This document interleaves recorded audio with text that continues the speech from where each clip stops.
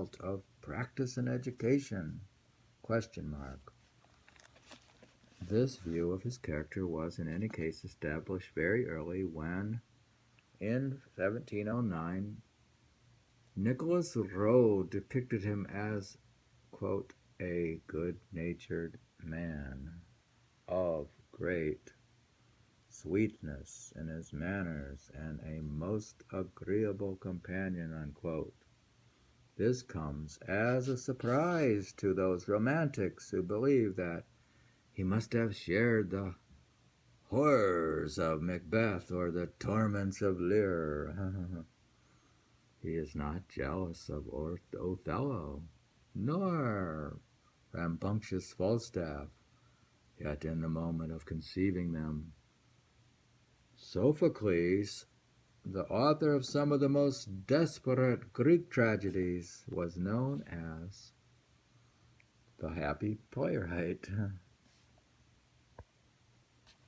Authors, at least, when they are in the company of other people, can be most, quote, unlike, unquote, their work. And Shakespeare generally was in company. He was not an age of privacy. It was not an age of privacy. John Aubrey also passed on the information that he was, quote, very good company, unquote. He was affable and convivial. According to contemporary testimony, he was amiable and undoubtedly funny. Much of the surviving testimony concerns his sudden jokes and prevailing wit. We know he's witty, which tended towards irony. He manifested a continual, subtle humorousness, like some stream of life. J.B. Yeats passed on a remarkable insight to his son, W.B. Yeats, in a letter of 1922.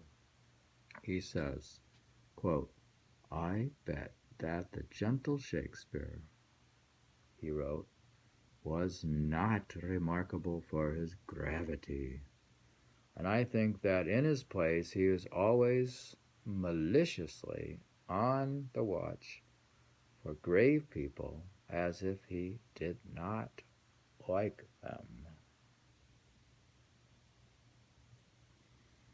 Unquote.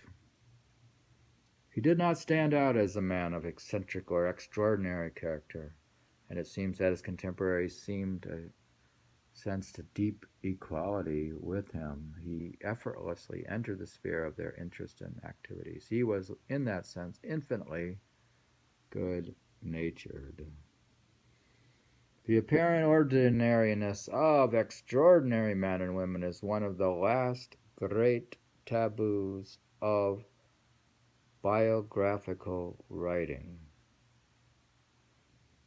It would not be to admit that the 1920s of a life, however great or enchanted, is plain and unexciting and not to be distinguished from the life of anyone else.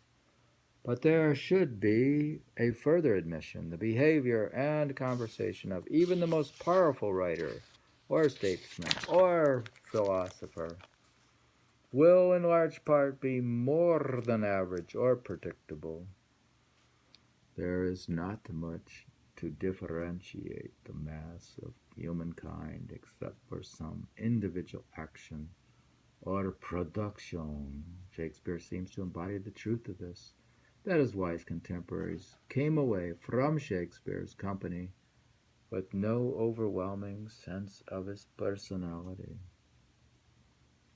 Would he have recounted his sexual conquest or commented upon other writers? Would he have been drunk in an effort to douse his furious energy? ? Ben Jolson remarked upon his, quote,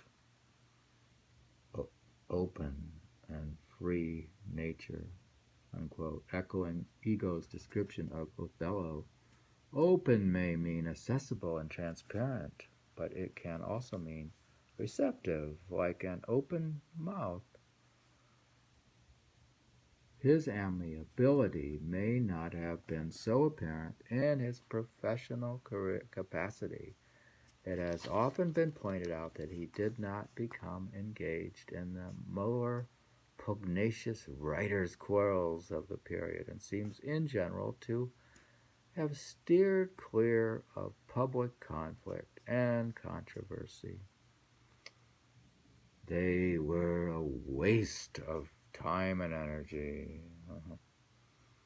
But he parodied his contemporary styles in their plays and caricaturized their persons and figures, such as Moth.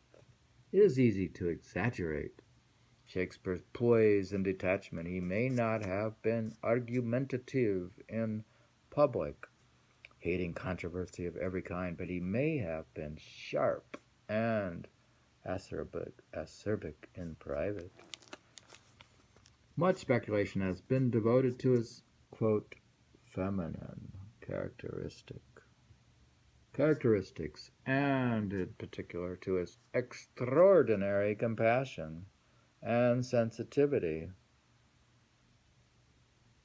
Yet many men have been known for their yielding sympathy and consideration as attributes. These are not sexually exclusive.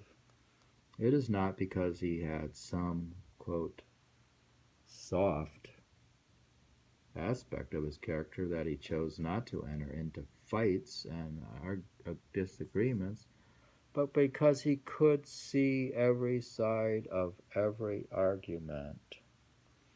It was once said of Henry James that he had a mind so fine that no idea could violate it. We might say of Shakespeare that he had a sympathy so fine that no belief could injure it. But when he left the company of others, what then? In remarkable people there is always an, quote, an inward power propelling them forward. Shakespeare was very determined. He was very energetic. He did not write 36 plays in less than 25 years without being driven.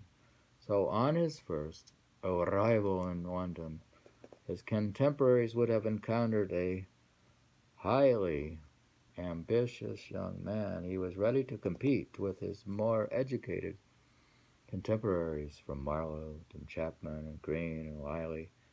In certain respects, he resembled the adventurers in other fields of Elizabethan endeavors. He would come to master the contemporary drama in all its forms. To succeed in Elizabethan society, too, it was necessary to be quick, shrewd, and exceedingly determined. We may assume that he was not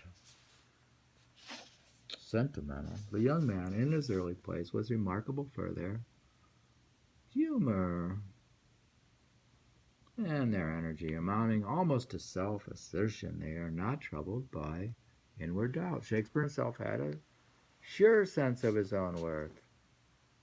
Almost done. One of the themes of his sonnets, for example, lies in the full expectation that his verse will be read in succeeding ages. It is hard to believe, however, that he was free from interior conflict. His plays are established upon it. He was a man who had left behind his wife and children, and whose plays are filled with images of loss, exile, and self-division. He had a desire to act, even at the cost of his reputation as a poet, and the sonnets are in any autobiographical reading touched by melancholy, brooding, and even self-disgust. Yet he was also exceedingly practical. He could not otherwise have written, acted in, and helped to direct dramas that appealed to all the people. It is a matter of common observation that a quote, genius in one field is likely to be supremely able in other spheres of life. Turner was a sterling businessman. Thomas More was an expert lawyer. Chaucer was an excellent diplomat. Shakespeare was skillful, not to say hard-headed.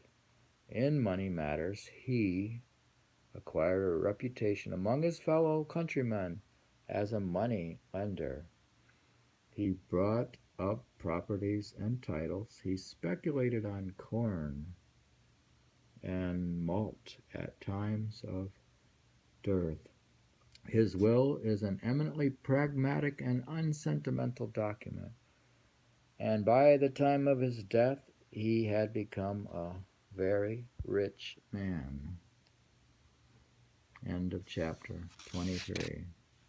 I was reading about the personality of Shakespeare from the biography of Shakespeare by Peter Ackroyd. Chapter 23.